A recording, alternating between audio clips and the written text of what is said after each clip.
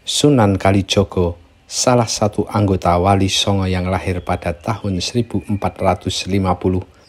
cukup lama bersiar agama Islam di wilayah yang kini disebut Yogyakarta. Sebab itu, banyak jejak peninggalan Sunan Kalijaga yang hidup lebih dari 100 tahun itu. Sebut saja Masjid Kedondong di Semaken 1, Desa Banjararum, Kecamatan Kalibawang, Kulon Progo. Masjid ini menurut cerita dibangun oleh Sunan Kalijaga ketika berdakwah di daerah Menoreh. Sebuah masjid tua di Dusun Blimbing, Desa Giri Sekar, Kecamatan Panggang, Kabupaten Gunung Kidul juga dibangun Sunan Kalijaga.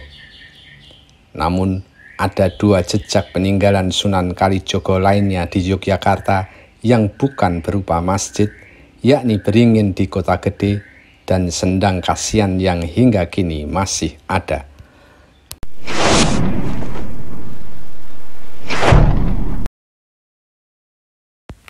Kota Gede awalnya adalah alas Mentauk yang dipenuhi pohon Mentauk. Lalu, wilayah ini oleh Raja Pajang Sultan Hadiwijaya dihadiahkan kepada Ki Ageng Pemanahan dan putranya Danang Sutawijaya atas kesuksesannya membunuh Arya Penangsang.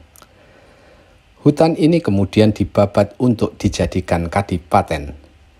Pada tahun 1586, Sutawijaya mengubah kadipaten itu menjadi kerajaan yang kemudian disebut Mataram Islam.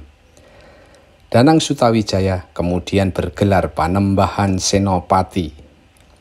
Sesuai cerita turun-temurun, jauh sebelum kerajaan Mataram Islam berdiri, Sunan Kalijaga sudah berada di situ dan bersiar agama Islam.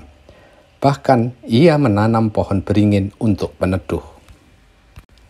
Di sekitar Beringin itulah kerajaan Mataram Islam berdiri, sehingga letak Beringin tersebut berada di bekas kerajaan Mataram era pemerintahan Panembahan Senopati sampai Hanyokrowati, yakni di Kota Gede. Beringin itu hingga kini masih ada, meski usianya sudah sekitar 600 tahun. Beringin itu semula berada di Sendang Seliran, tempat mandi keluarga kerajaan Mataram, yang sekarang juga masih ada.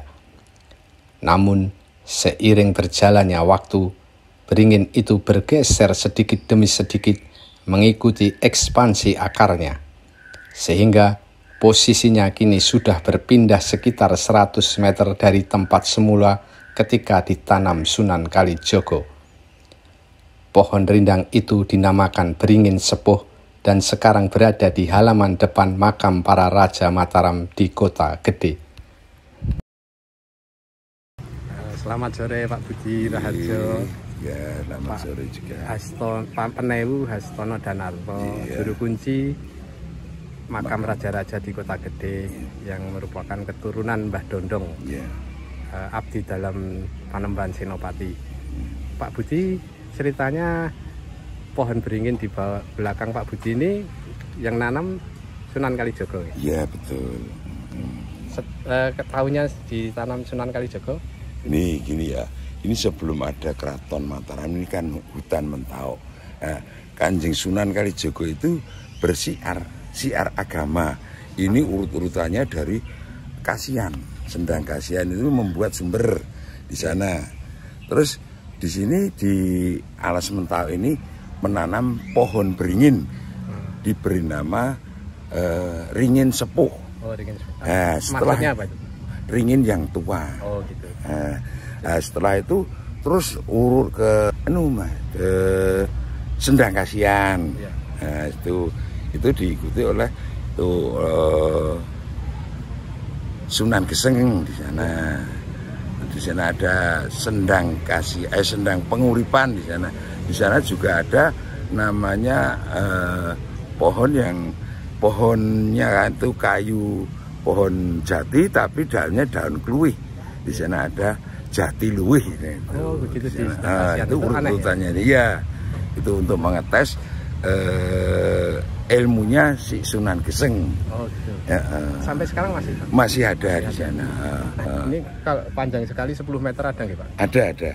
ada 10 Ya. meter. Ini aslinya bukan di sini, Mas. Oh. Di atas Sendang Selirang itu. Oh, ada sendang terus karena nganu sendiri, jalan sendiri kan jalan. masih bebas itu dulu. Oh iya. Hutan kan masih bebas. Ini kalau dibiarkan sampai ke sana. Iya. Ini seperti anak-anaknya ya. bukan. Ini oyot ini. Oh, Akar ini jadi pohon jadi ini. Gitu ya.